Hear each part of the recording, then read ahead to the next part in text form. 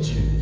Mais il prit la forme de cet homme, d'un pécheur, d'une prostituée, d'un délinquant, d'un braqueur, d'un menteur, le plus attitré, avec tous les trophées possibles. Il a menti plus que Satan lui-même qui est le père du mensonge. Mais l'Éternel s'approche de lui. Il prend la forme de ce qu'il est. Est-ce que quand vous approchez des gens, vous prenez leur forme, vous approchez avec un regard de jugement, en ayant disséqué leur vie? Il est tordu, il est noir, il est rouge, il y a des taches bleues de tcha, tcha.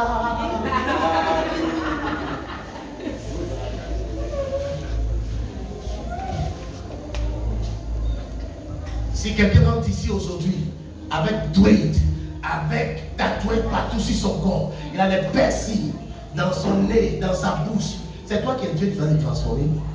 C'est où on transforme l'homme? C'est dans la maison de l'Éternel. Quand ils sont en train de venir dans la maison de l'Éternel, nous sommes les premiers à les juger. Même le Créateur des cieux et de la terre, dans ce contexte-là, il prend la forme qu'il est pour lui parler afin que la personne comprenne. Vous êtes tout le temps là dans les hauteurs, alors que tu es rempli de n'importe quoi. Je n'ai pas envie de parler de ça. Ma bouche elle est sanctifiée ce matin pour ne pas dire n'importe quoi. Parce que je priais pour quelqu'un pour que la personne soit bénie ce matin. Toi, tu nages, mais c'est toi que tu vois Jésus-Christ a dit, faut enlever. Trop d'âme qui est dans tes yeux là, avant de voir paille de riz qui chez tout c'est quelqu'un. Tu nages, tu as bu Marie des gens, tu es une championne d'accueillement de Marie des gens. Mais quand on parle de ministère, il dit c'est l'attitude, c'est qui ça? Tu sens odeur de Marie des gens.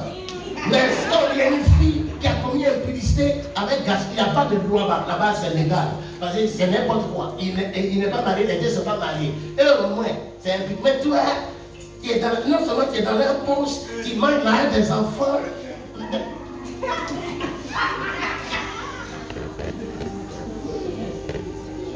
Et tout le monde devient prédicateur, prédicatrice.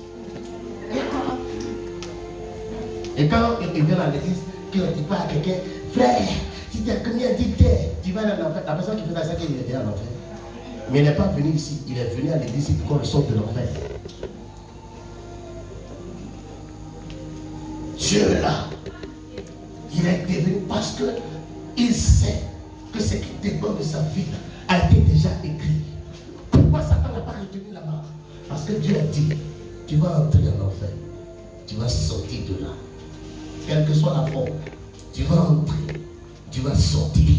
Quelle que soit la forme sur laquelle tu entres. Je peux te le dire de façon claire et sans bruit, sans ambiguïté, de façon très claire, sans bruit, sans ambiguïté. Vis comme tu veux, c'est ton problème. Au soir de ta vie, tu iras en enfer. Mais ce n'est pas parce que tu es rempli de péché que tu es déchu pour ça. Non, tu es déchu seulement pour Dieu.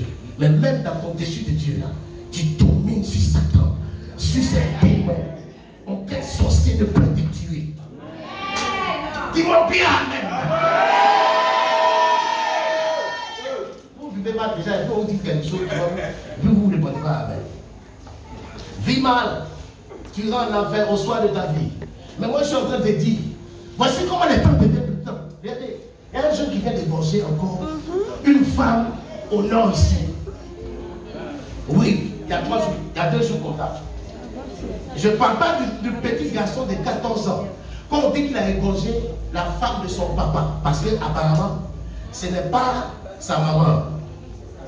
C'est l'enfant du mari de la dame qui est décédée. Et la dame a décidé de récupérer l'enfant.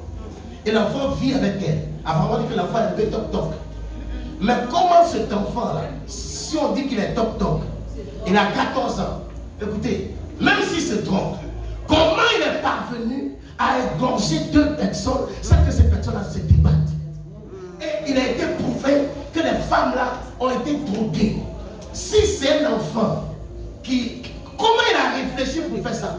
Ça ressemble tout à un crime rituel. Certainement, il y a des gens derrière qui sont cachés derrière. Ils ont mis ça certainement sur la vie de cet enfant. Mais je crois qu'il y a des personnes qui ont profité de l'occasion pour commettre des crimes. Quand tu connais ton identité, selon la parole de l'Éternel, c'est pourquoi David qui était un adulte. Vous savez, quand les gens ils ne disent pas la vérité. C'est pourquoi il y a des gens, de personnes qui peuvent nous tromper. Quand on parle de polygamie, on dit tout le monde n'a pas de polygamie là. Et puis on dit ça, et puis les gens sont pressés. T'es né là, il y a un qui va couper.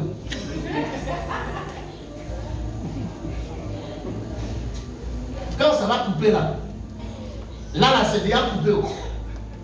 Pourquoi on soude là, c'est compliqué. David là, il dit, quand je marche dans la vallée de l'ombre de la mort, je ne crains aucun mal. Quand je marche dans la vallée de l'ombre de la mort, c'est qui est en train de parler là?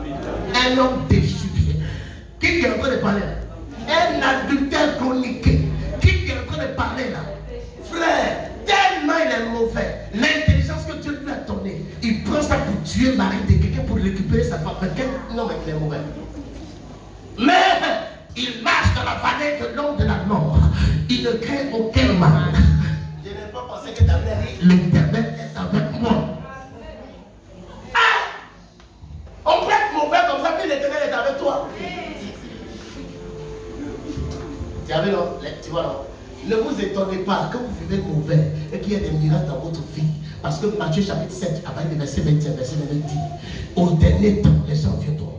Seigneur, n'avons-nous pas prophétisé? N'avons-nous pas fait des révélations? Il dit, arrière de moi, ouvrier d'iniquité. Je ne vous ai jamais connu. Donc le miracle peut se produire avec quelqu'un qui vit très mal. Ce n'est pas un truc nouveau. Tu peux le faire. Dieu peut t'utiliser sans te connaître. Au soir de ta vie, où on doit t'ouvrir les portes du paradis, toi on te jeter en enfer. C'est tout.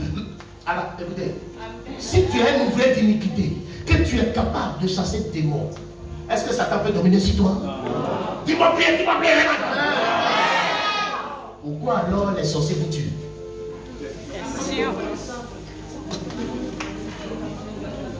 Pose la question à ton frère. Pourquoi les sorciers vous tuent? Pourquoi les sorciers vous tuent? Pourquoi vous avez peur d'aller au village? Et quand il veut partir de là, prophète, ils sont là, prophète. Et puis, vous voyez, quand ils sont réfléchis comme ça, après les gens disent, prophète aussi là. Quand on va lui dire qu'on va aller au village, il va, c'est moi, il prêchait comme ça avant que vous commenciez à dire prophète. Vous voyez, vous et le jour où vous devez aller au village, vous m'appelez que ça passe pas votre nom. Tu vas lui porter le voyage.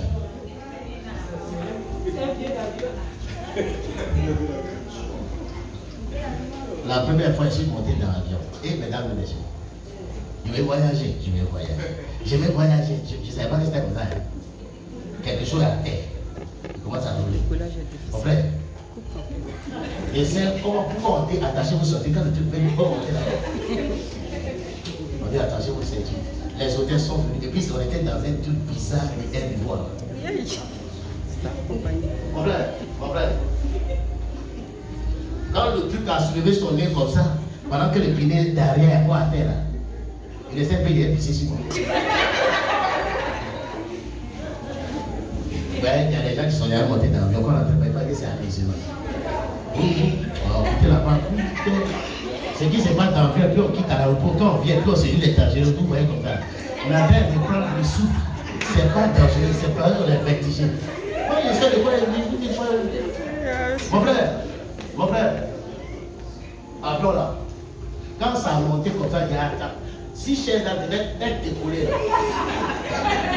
Chaise là, elle s'est découlée. Mon voisin sait qu'il y a quelque chose qui n'est pas normal avec moi. Mais il ne peut pas me demander. Là où on est assis, chacun a payé son dit, tu ne vas pas venir m'amener. Jusqu'à ce que l'avion se stabilise. On arrive en l'air, les hôtesses disent, ouvrez les hublots. Il dit à l'hôtesse, c'est pour regarder quoi? Jour où j'ai un coup d'œil comme ça, et le diable est mauvais. Le diable dit, tu as l'air, est-ce que tu sais que tu as l'air?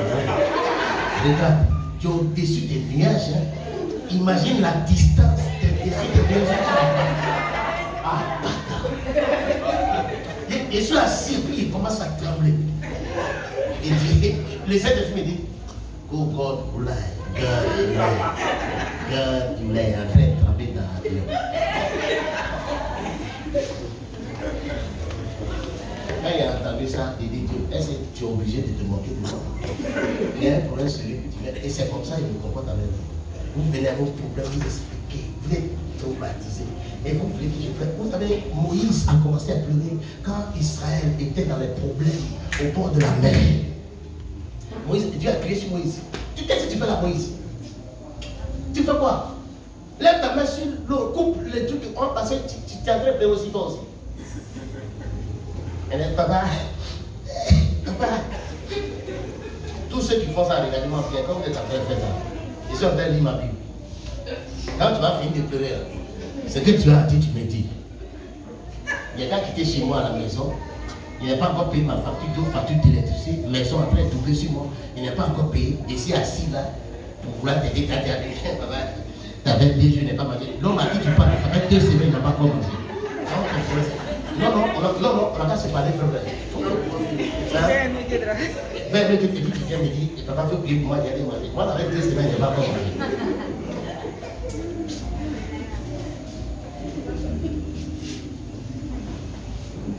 Mesdames et messieurs, vous êtes une catégorie de personnes, même déchues devant Dieu, il reste un champion pour Satan.